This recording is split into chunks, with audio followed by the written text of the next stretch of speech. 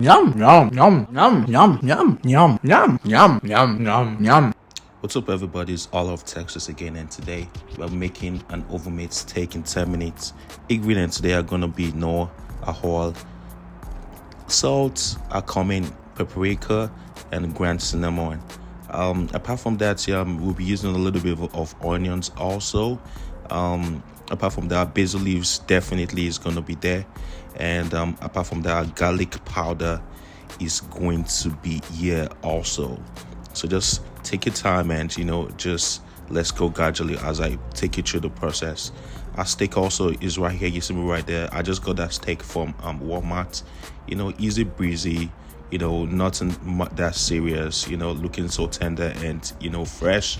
The first thing I did was first of all was apply my garlic powder. Applied my bay leaves. Applied my paprika, and why I did that also, I applied a little bit of salt. And don't forget, while you're doing all of this, the noise is also important. Add a little bit of nor, and just to make everything juicy, you want to apply your oil also. The only thing missing right now is our oil, so it could be greasy a little bit. That's my oil right there. Onions is important also. At times most folks say no, you don't have to put your onions, but I love the taste the onions does give me. Apart from the taste, is healthy also. So in between, I love to apply, put a little bit of onions to my steak. So what I want to do right now is, since we're doing it in the oven, I'm just going to wrap it around my foil paper. Apply first of all, add your oil, and just to make sure that guy doesn't get burnt when in the oven. Wrap it around my foil paper, and once I'm done with that, the next thing I want to do is throw it inside of the oven.